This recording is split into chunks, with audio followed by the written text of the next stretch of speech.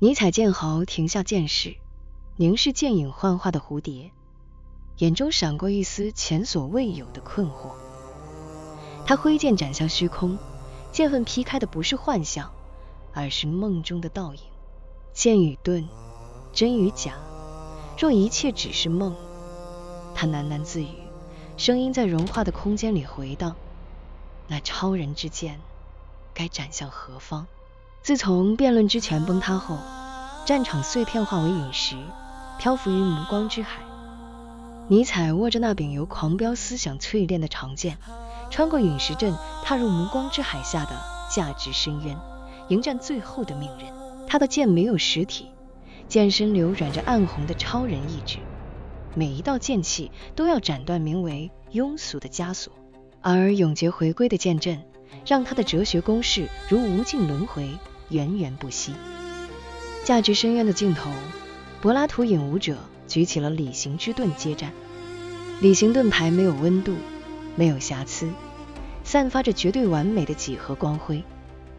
它不僅可以防禦物理攻擊，更散發着令人窒息的靜電威壓。回到理型中來吧，影武者說，聲音沒有起伏，好像在念一份早已寫定的判決書。理型裡沒有痛苦，沒有毀滅，只有永恆的真實。你的狂熱只是感官的雜質，沒有痛苦與毀滅的永恆，只是福馬林裡的標本。尼采冷笑，你稱之為永恆，我視之為假人。尼采眼底燃起焚毀一切的狂熱，他舉起長劍，劍氣化作價值顛覆的風暴。唯有超人之劍能劈開這虛假的完美。尼采劈出第一劍，劍光與盾影交錯，價值體系的對立來回震盪，令深淵龜裂。劍氣撞上盾牌，沒有金戈鐵甲的碎裂聲，只有一種悶住的像玻璃缸裡發出的回音。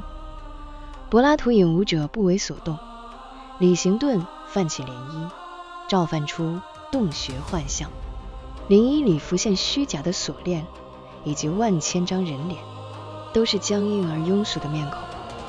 他們沒有叫喊，只是輕柔地說，這樣就好，別想太多，大家都是這樣的。這些話沒有惡意，而這正是最可怕的惡毒暗器。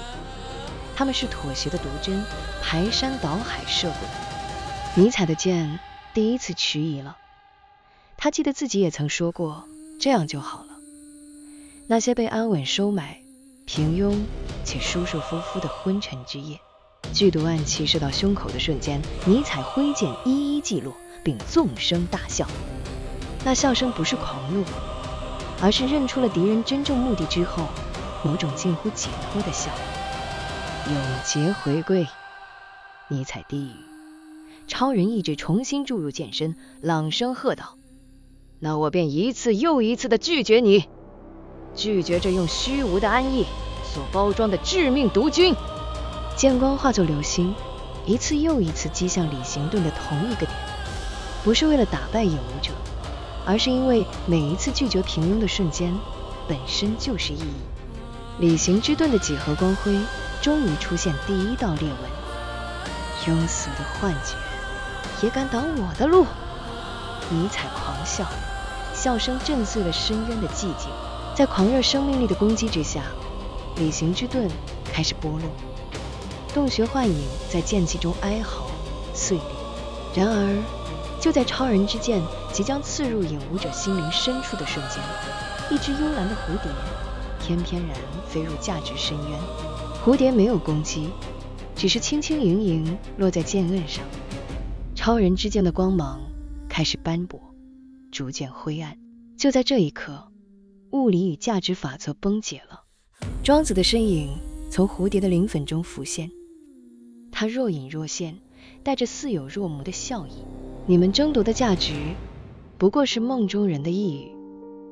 莊子的聲音如清風拂過，卻帶着強烈地震的解構力量。真與假，劍與盾，莊子輕手一揮，不過是昨日的蝴蝶夢。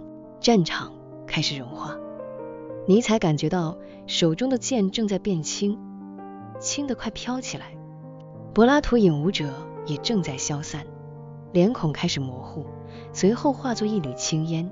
所有的對立，所有的掙扎，在他蝴蝶的舞姿中全被消解成無意義的虛無。醒來就忘了吧。莊子的低語帶着一絲悲憫。尼采看着飄在空中的超人之劍，看着化為塵埃的理性之盾，他眼中閃過迷茫，沉默許久，久到蝴蝶閉合的翅膀在寂靜裡忘了再張開。突然尼采仰天大笑，笑聲中沒有了先前的困惑，只有更熾熱更狂傲的火焰。笑聲震動正在融化的空間，讓莊子的身影也微微震盪。分得清又如何？分不清又如何？